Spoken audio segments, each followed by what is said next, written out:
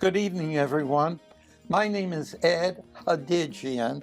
This is Irv Wilson, and we're from Sequin-Level Masonic Lodge.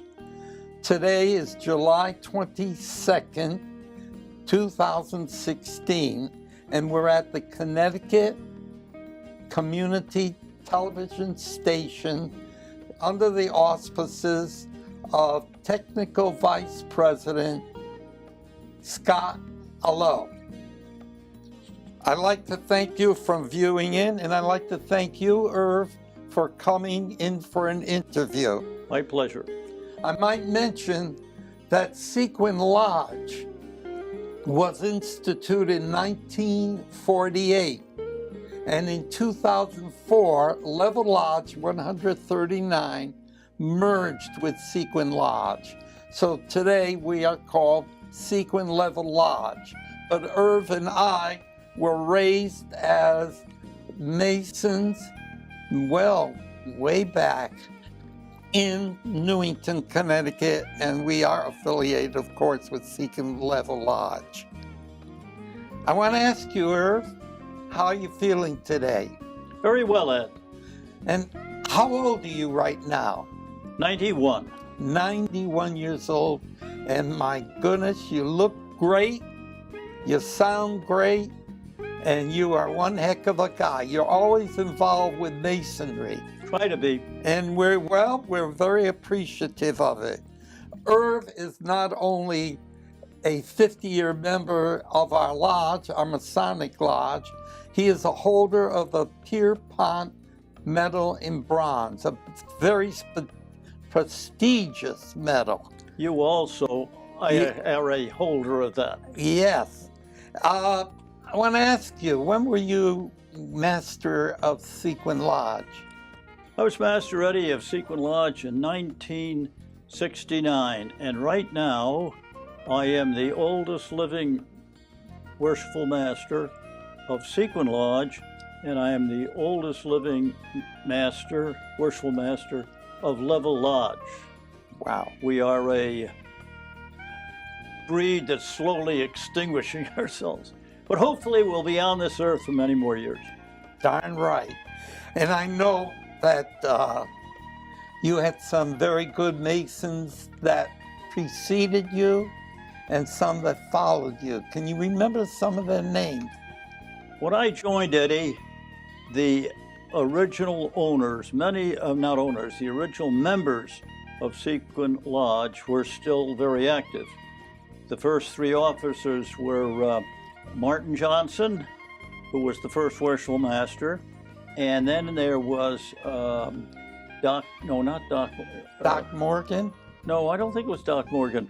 I think it was a fellow from New Britain Lodge, and then there was Clayt Adams.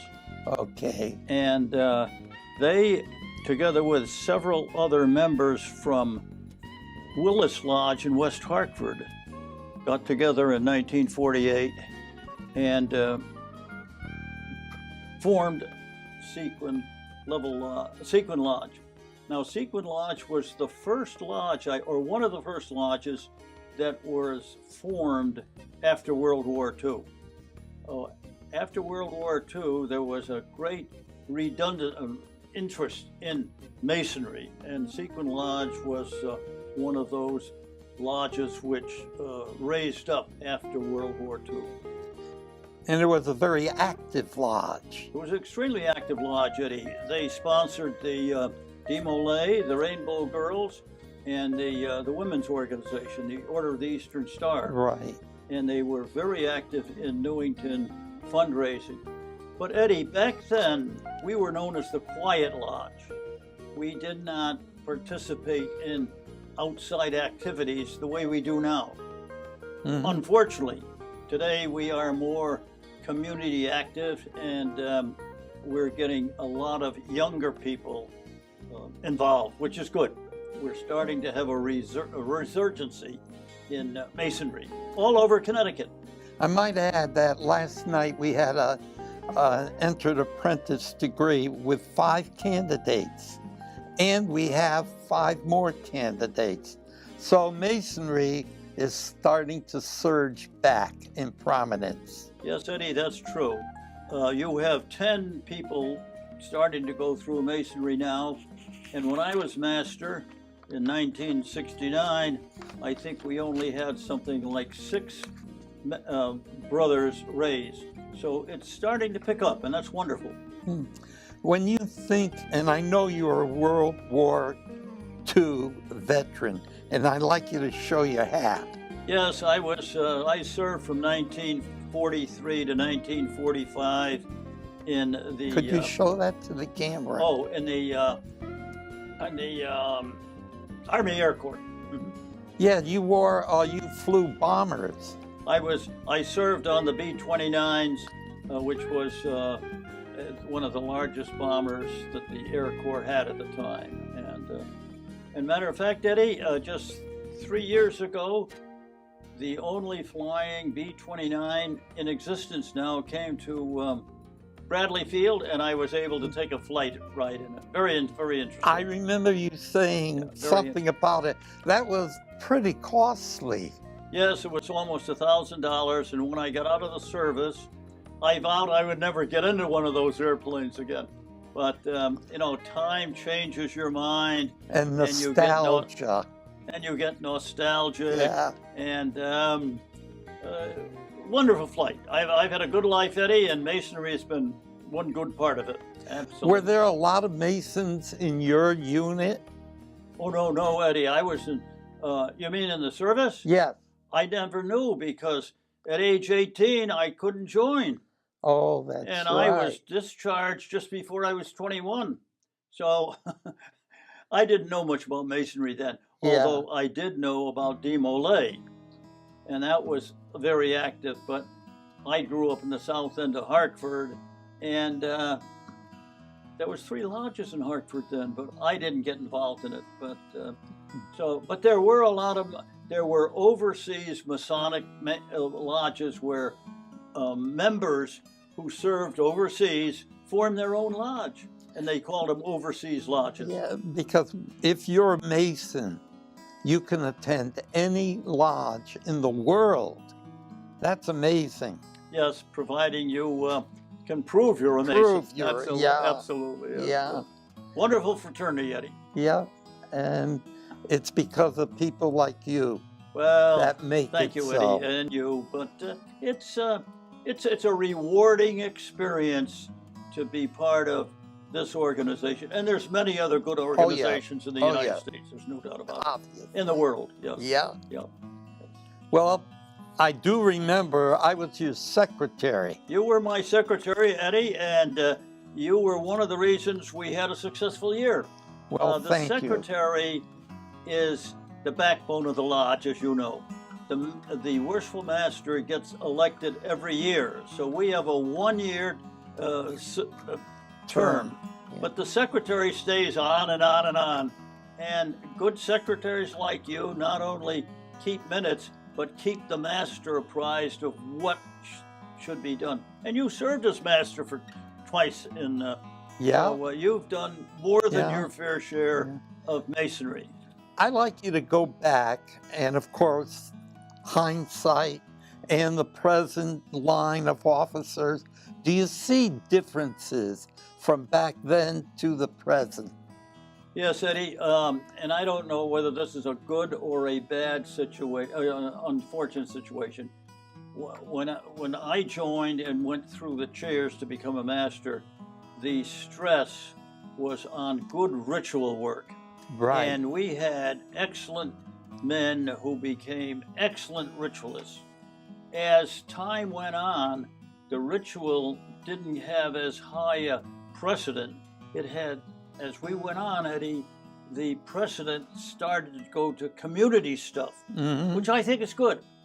Not everybody is able to memorize and become a ritualist. Right. And right today, there are teams which go around and who are excellent in the degree work, and that's good. I think once you had the Groton submarine degree team, perform one of the rituals. Yes, we did, Eddie, and my predecessor, who was Lowry Pierce. Oh, yes. And it's too bad Lowry is not on this earth, because he was, I should say, he was a much better Mason than I was in activities. And he brought down the Canadian State Police Right. in the Newington High School, and it was an overflowing crowd. It was a very, very delightful affair. Sequin Lodge has been very, very fortunate in having members like he and you and other men who have stayed on and been the shaker and the mover for Sequin and Sequin-Level. And you should be congratulated. And if Lowry was on this earth, he would be sitting here with us. That's right. Yes. He was a Mason's Mason. He was a Mason's Mason. Yeah. And excellent person. But there's a lot of good Masons that came. Oh, yes. Masters. Harry Holland, Russ Martin Carell. Yeah. And everybody. Harry Rapp. yeah. And I think I'm one of the oldest past masters who also has his senior warden still on this earth. Yeah. Bob Reynolds. Bob Reynolds. Yeah. He followed you in He did, and he was 1970. We're still on this earth together. Thank the good Yep. Lord. Yep. And thank goodness is correct. Yeah. I like to go on because I have to be interviewed. And not by me. no.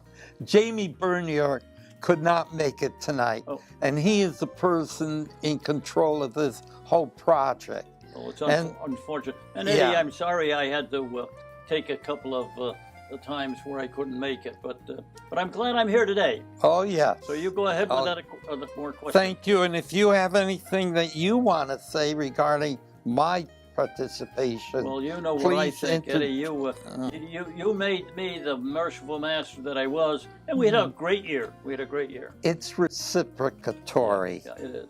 Yeah. We got a self-admiration society going. An old saying, one hand wipes the other. Yeah. And that's what it is. Yes. And in a true Masonic tradition, we are brothers. That's correct. We help each other. Yeah. And that's the most important thing. I'd just like to say, in 1964, at the age of 30, I became a Master Mason. And unusual that it was, I became secretary a month later. Now, my twin brother was also a Master Mason. I knew him well. A year before me. And as twins, I talked to him and he suggested that I join the fraternity.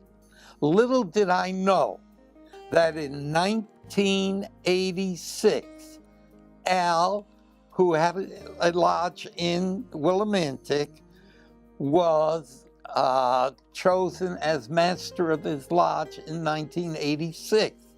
And by coincidence, so was I. So we had the installation at Sequin Lodge, both of us. And it's the first time in Connecticut history that twins became master of their separate lodge. Simultaneously. Yes. Yes. Wonderful. It was a wonderful experience. In 1972, Lowry Pierce became district deputy of District 5A, and I was his associate grand master. And we went around all our district to help out, to improve programs, or to listen to concerns. And by the way, Lowry was an excellent ritualist. Oh, yes. Oh, yeah. Letter perfect. And he was, with his uniform, the kilt and everything. Oh, yes, he was the Masonic bagpipe man. Bagpipe man. Yeah. I want to say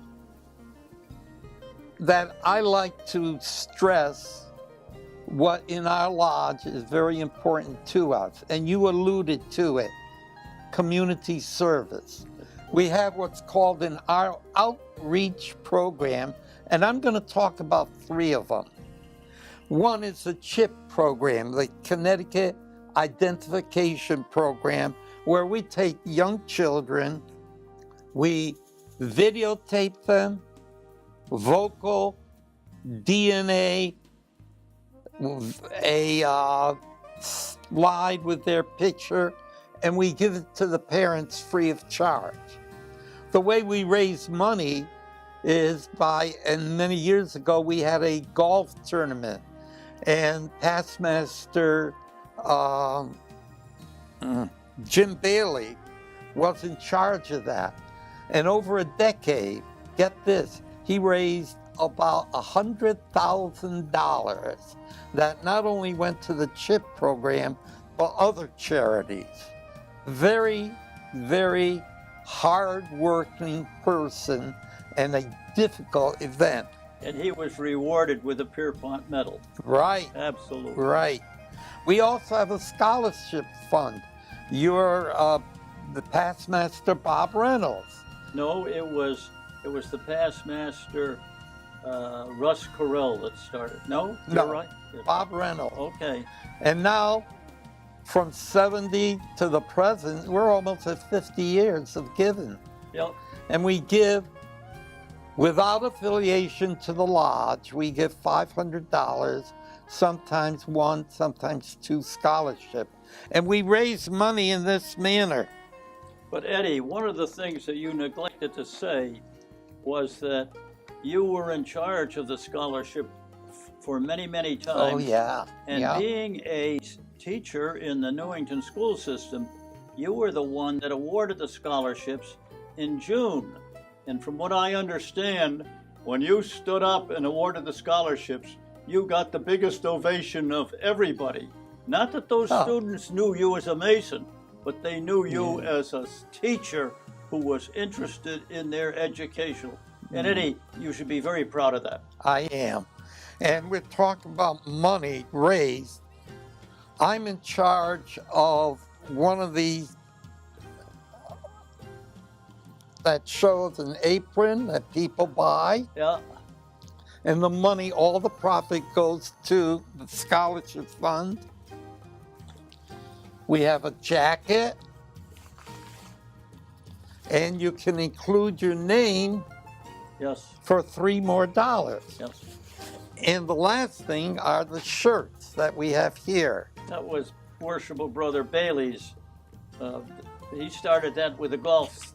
Oh, the golf tournament. Yeah, the golf shirt. And this is an extension of. Yes. Yeah. We also have a food drive, and it's run by Brother Chris Woodward, Woodward. Last year, he collected 1,200 non-perishable items plus over $1,000, and it was given to the town of Newington, and he's going to do it again. And it's going to be hopefully a bigger success. And Eddie, doesn't the lodge also sponsor the blood drive? Which yes. Which is a wonderful affair. Yeah. And we're one of the few institutions that with the blood drive, we provide a breakfast on a no-charge basis. That's right. That's wonderful. Yeah. I understand you get many, many donors. We have an average of between 40 and 60 donors. Yeah. In a 3-hour period. Yeah. Yeah, that's true. We also have internal outreach programs. One is run by Mike Kuka, Kucka. He is the brother that does all the email. Now, he's the electronic guy. The electronic communication. Yeah. Tremendous job, and it's a hard job because every so often you have to change or someone will call in something else. He also works on the trestle board.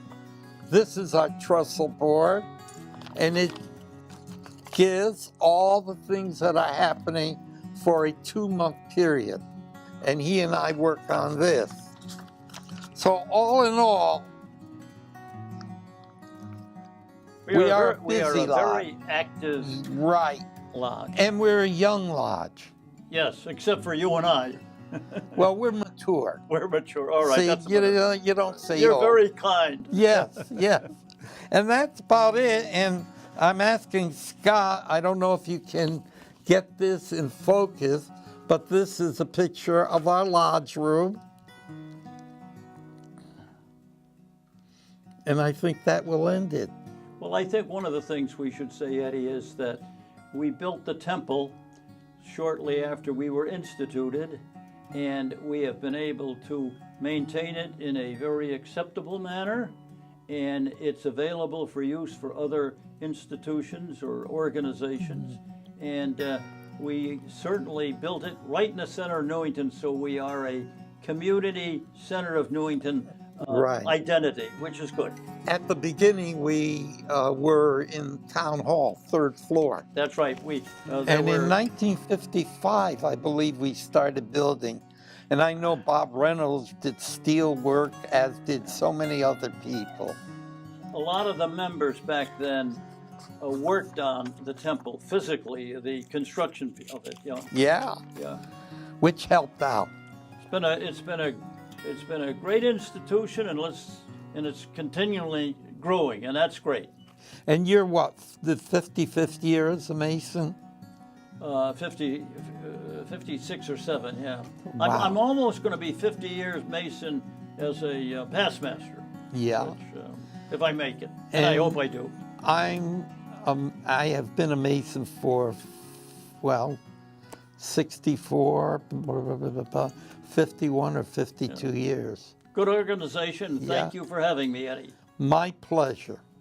Good And night. thank you, Scott. Thank you, Scott, and good night. Good night. Skip, your life as a young man or a child is American history to most of us. Can you tell us about it? Well, I was born on the 20th of January 1924 on 50 South Street in Hartford. Went to Dwight School for kindergarten, and then we moved to Newington in 1929. When we got to Newington, my dad was building a Sears and Roebuck pre-cut house, and we hauled it. He bought a Model T Ford, and we hauled it from the railroad station here in Newington Junction to down to 36 Buck Street, where we lived. The thing about that was everything was supposed to be pre-cut. It came out of Chicago, and my father was impatient on some things, and a couple times he used the wrong 2x4 or 2x6, so he had to get down to the lumberyard and replace it because the one that he finally found was too short or not too long, because we could always make it shorter. So he built his own house there on Buck Street, and from there he went. He was in a plumbing business, and he was a welder. And so then we went from there, got here in Newington, went to center school, and played soccer there, and went on to high school. And the center school was where the medical center is there on Cedar Street.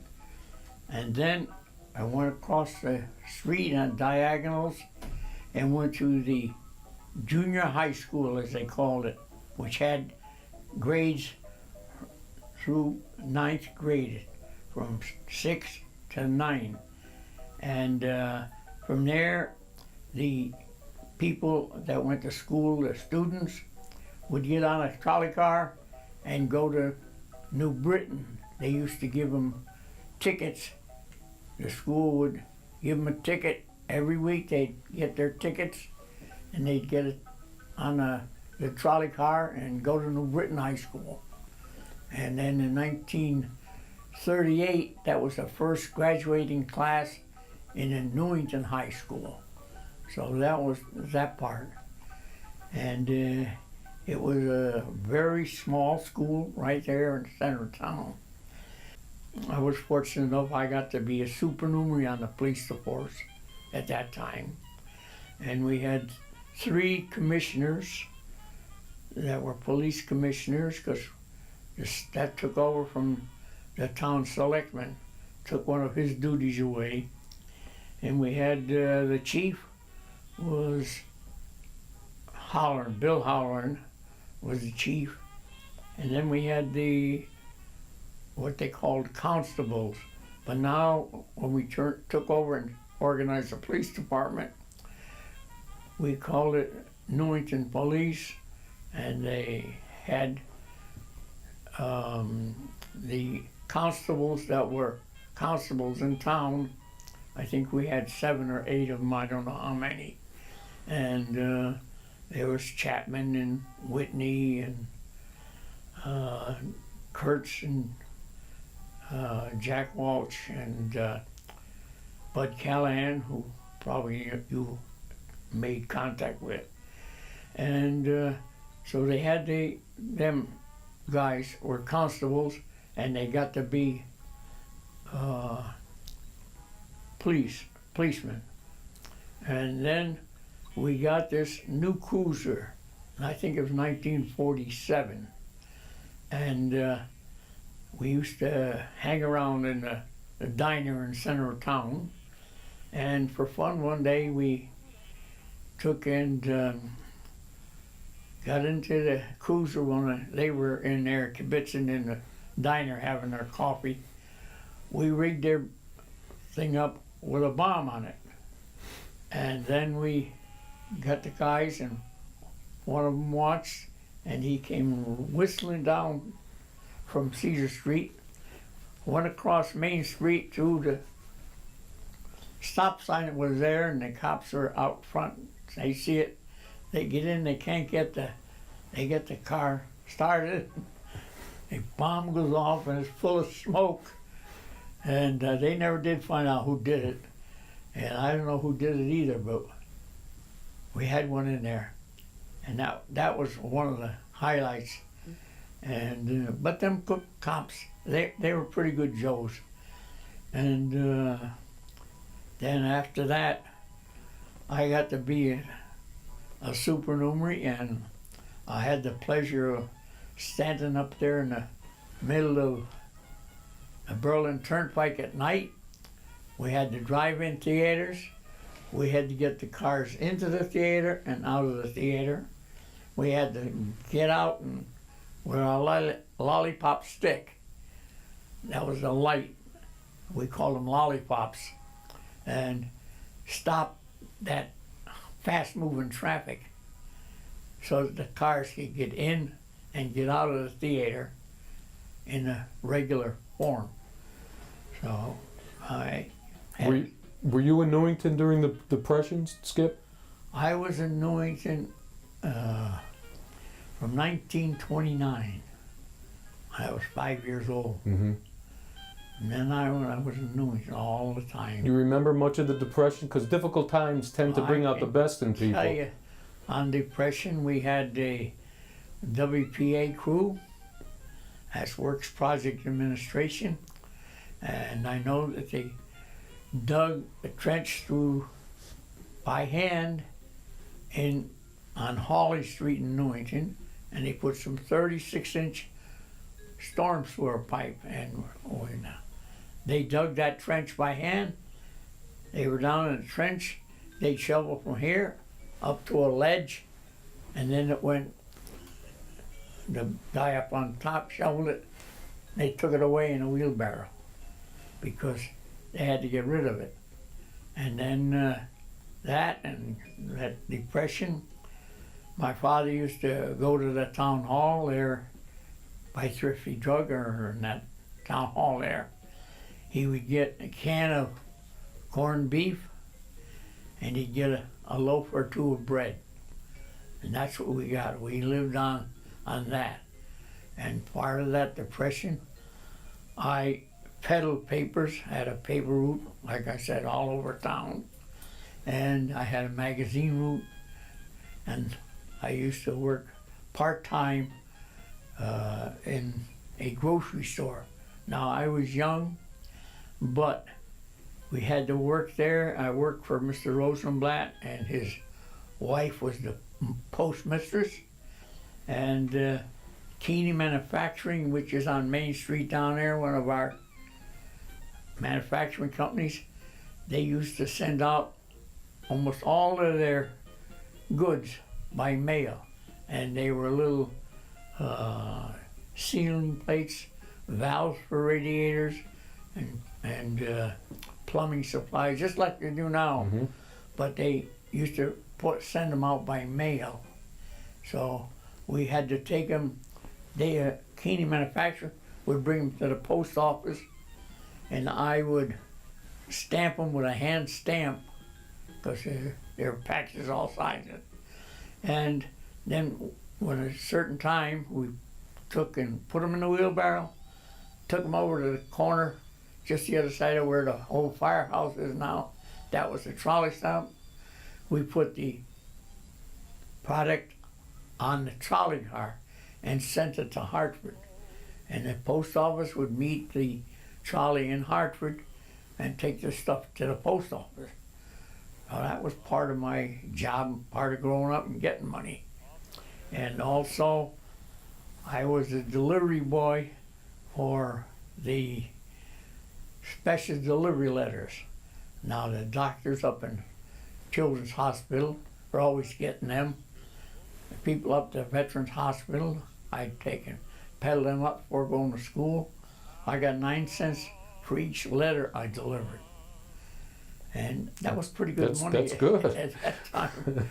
So that's about that. And then other times, like when we went to school, during my school years, older high school, I used to go to the drugstore in the center of town and help this Louis Mandel, who was a relative of Rosenblatt's, and they had what they call a center shop or patent medicine store right where the Dairy Queen is today. And I'd go there at dinner time and help them make the lunches and clean up, and then at night I'd go in the afternoon, spend time in the afternoon getting some money to help my father and mother with expenses for the time. And that's where I spent most of my time. When did you first leave Newington? Did you answer the call, or? Yeah, I left Newington on, what was it, I think the 10th of March, 1943. Old Uncle Sam called me and he said, "Come, I want you." And so we went. So that's that part. Then in that, we shipped up to Fort Devens, Massachusetts. And from Fort Devens, they put us on after about 4 days, 5 days, they come wake you at 5 o'clock or 4 o'clock in the morning. Hey, come on, you're on KP. And they work you right on through. And it was bad when you had weekend KP, because the cooks used to get time off, and that got time off, extra time, if their kitchen was the winner for the week. So that was bad if you're on KP. You work from 4 o'clock in the morning till 4 o'clock the next morning to make sure that that was clean. So that's how come. And then we shipped out of Fort Devens. We got on an old clunk of a cow train or whatever you want to call it, and we shipped out, and we didn't know where we're going, which is natural. So we're shipping, and we're going to Chicago, we're going all them towns, against St. Louis. So we keep saying, oh, we're going to Texas, we're going to be in the Air Corps. Well, this didn't materialize. We went to Texas to Camp Bowie, which was a staging area, and so we went there, and that Texas sun is hot, I'll tell you. They unload us off the train, and we got our full pack on, and we got overcoats and hats because it's early in the morning and it's cold down there that time in March. So they get out and we march 7 miles with our full gear and carrying a barracks bag. Now this was a cloth barracks bag. It wasn't a canvas one, it was a cloth. So we carried them, and when I got to where I was going with that hat that the government gave me, I was sunburned right across the hair. It was, I'm telling you, come from the North Country and being white and all that. I got a good burn that was there for a month. But that's where we took our basic training. Basic training, we went from there to the good old Camp Hood. Fort Hood is what you call it. And we were there. And then they came to me one day and they said, you had SAT good marks on that, and we're going to send you to school. So they sent me to a place called the North Texas State Teachers College in Denton, Texas. And there was 250 GIs at that North Texas. And wouldn't you know that we had 6,000 women, that Texas College for Women was in Denton. And of course, the way they were having it, in 6 weeks' time, you were supposed to absorb a full year of college. And me, I took a commercial course in school because my father had the business. So I took and didn't know anything about trigonometry, physics, or any of that stuff. I had a C on the first year of schooling, and that's all right. And then when you start the next one with all the stuff they had, I couldn't take it. Captain called me in and said, hey, you might as well go out and enjoy yourself while you're here. We'll find a place to ship you because you're through with the school. Very demanding school. Oh yeah, well, 6 weeks to do a year's work, don't work, but they were pushing.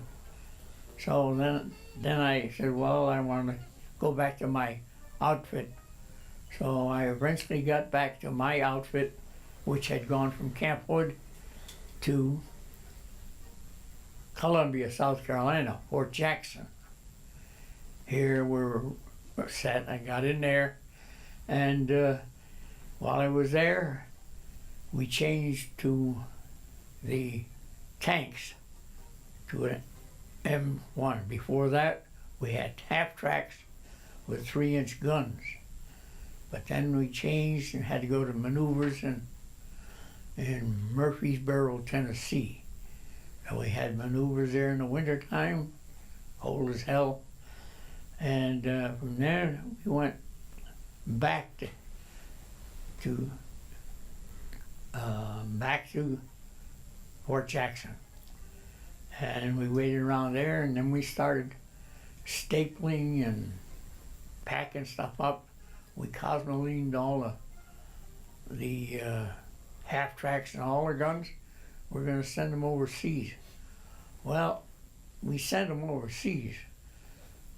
Sent them to New Jersey, but we didn't go. We changed our mode of operation. We got the tanks, so we had to go back and learn how to use the tanks in a bivouac and hide them and all that.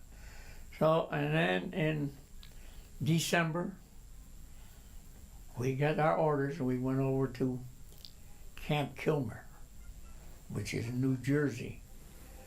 I packed up everything, put it on some ships, and they loaded us on Queen Mary. And Famous ship. in the Queen Mary, they shipped us across. We went across there, and we ended in the town of Greenock, Scotland. That's where we landed.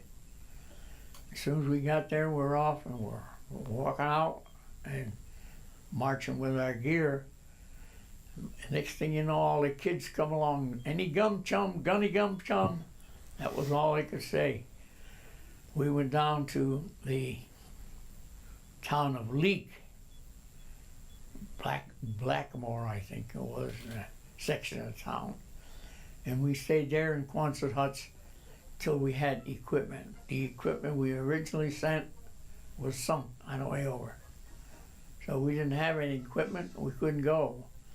And we weren't in the invasion because that was in June and this is December.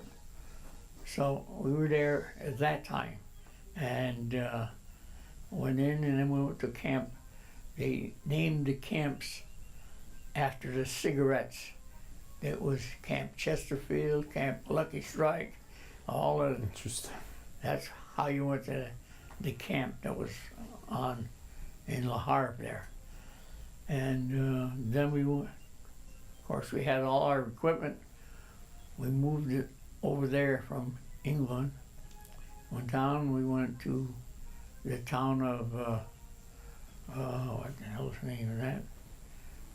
I had them down, but I had them places. Were the people in Europe glad to see you? Were they very welcoming to you? Oh yeah, they were welcoming all the way through, and they couldn't do enough for us, and they moved out of their houses and we moved in, and we stayed there in St. Avold, and we stayed there, and while I was there, I had the opportunity to watch one of the farmers take one of them big horses, and he chopped their tail off. Boy, I can imagine how that felt. But that's what they did. All of them, even the, whatchamacalls, the Budweiser horses, they chopped their tails off too. Yeah. If you ever notice, it's just that stub sticking out. And I often wondered how they did it, but I know. Don't they use their tail to swat flies? I mean, they're doing them a disservice. Well, that's right, but they take and chop them off, that's it. And they use the hair and the tails for something else, I don't know what. But it helps. So, and then we went on down through, from St. Avold, we went on down through, anyway, we headed for Saarbrücken. That's the Ruhr Valley, industrial area of France and Germany. And we stayed in different towns every day. It was a different place, I forget where they were.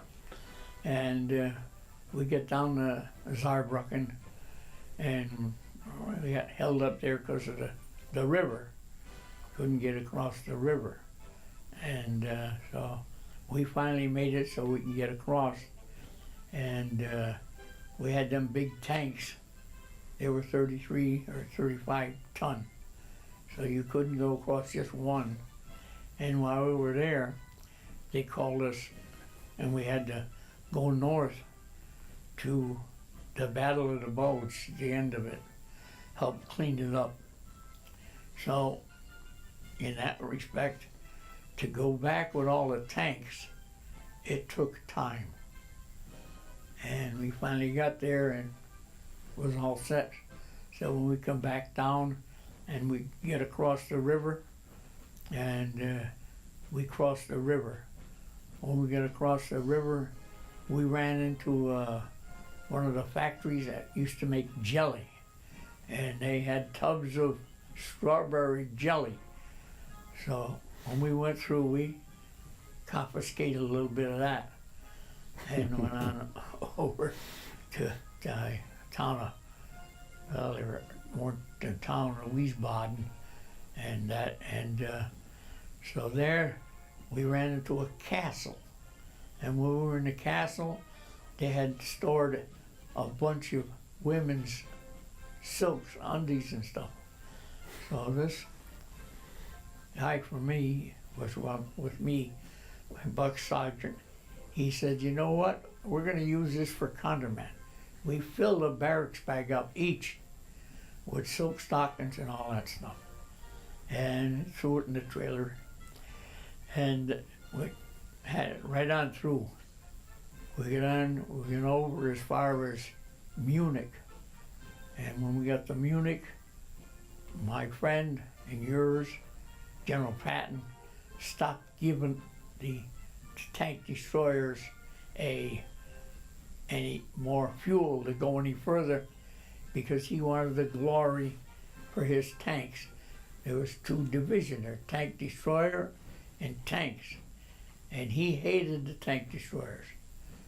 But when he wanted somebody with some firepower, he called up on us, and we take care of the situation. But that's the way that went. And then from Freising, we had Freising was just outside of Munich, and we were there, and some of the guys were out digging a latrine in the back end, in the backyard. They ran into some champagne, and all hell broke loose. Here we are.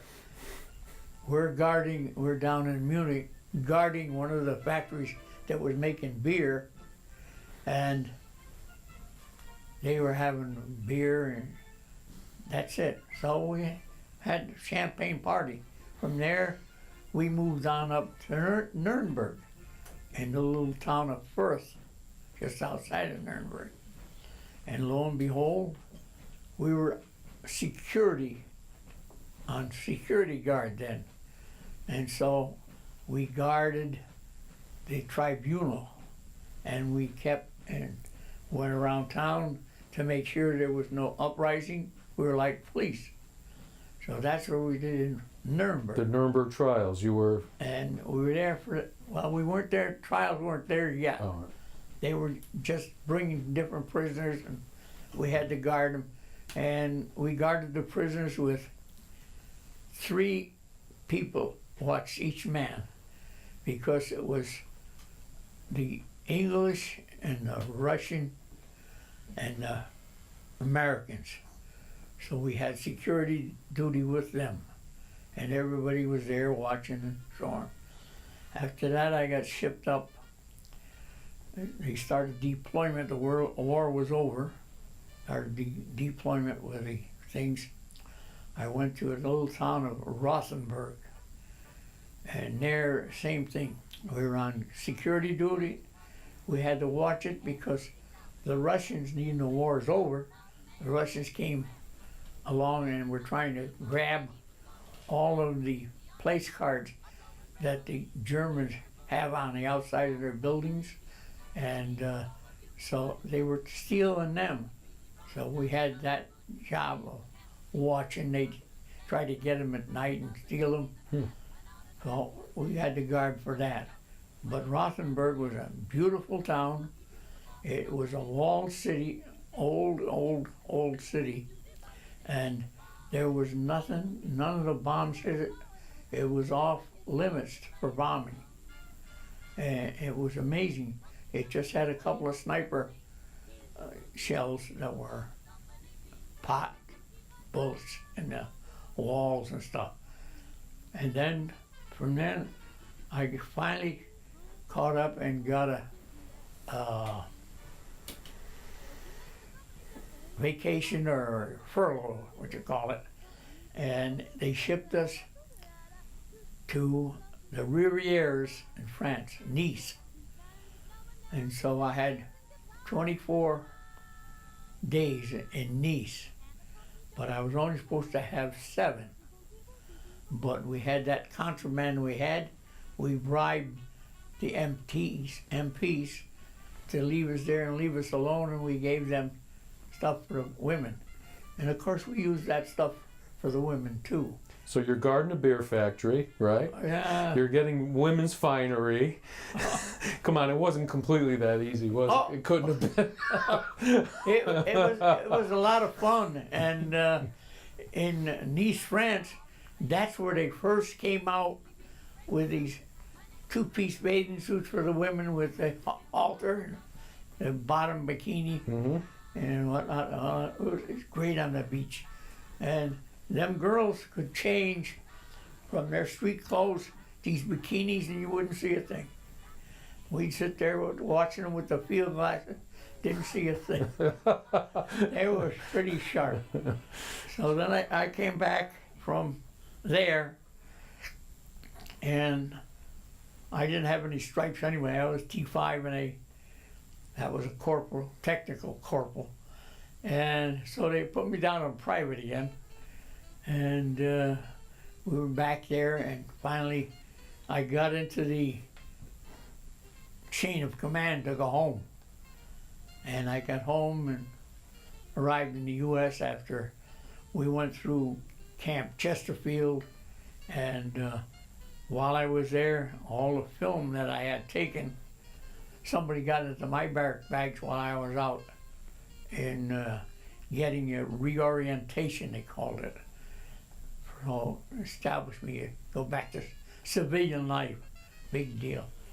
And I arrived back in the States, and on the way back, we were on a Liberty ship, USS Fayetteville Victory, and in the middle of the ocean we had to stop and wait for one of the other guys who were having trouble. So it took me 21 days to come back, and when I went, it only took me 4 days.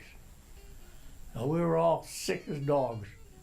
But I get back and get in here, and lo and behold, I got a discharge, and it says April 1st, April Fool's Day.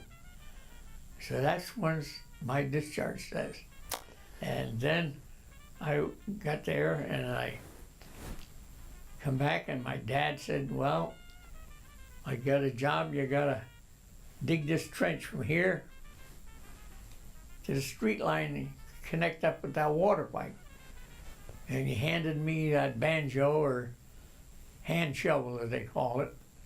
And I said, Pop, there's a better way to do this. So I started looking for another power shovel. And I never could find one surplus. I finally got mad and went down to New Haven, and I bought a P&H shovel. P&H is Pauling and Hardneshipper. And I bought a shovel. I learned to operate it and get a business, and that's where I started being business. And I've been playing around with my toys ever since. That's the way we went. So you led a full life. You certainly have. Oh yeah, and I was still going. You are going. Wonderful. What are you really most proud of in your life, Skip? I don't know, just that I've been able to live so long and be so nice to so many people. I try to accommodate them in any way I can. I've joined the Masons in 1948. That's when the first year they were started.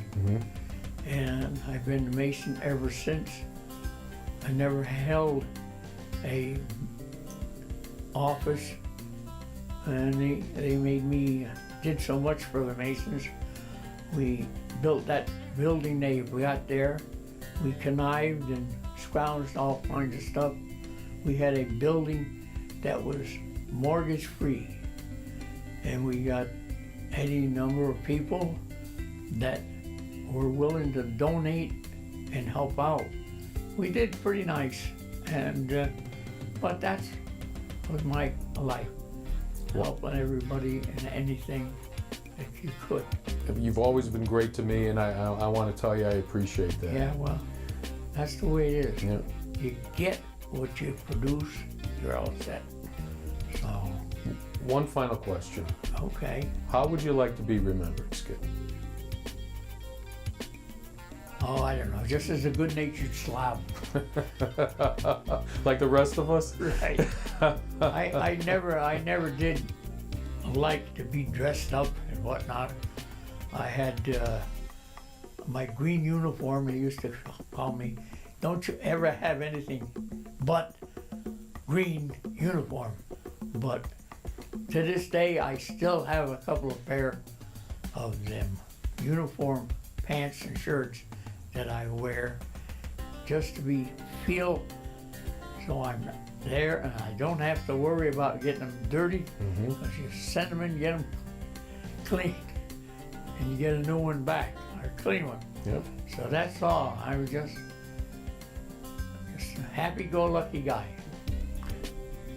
Well, So, I want to thank you for taking the time. It's been very, very interesting to all of us, and we're glad to call you a fraternal brother. I truly am.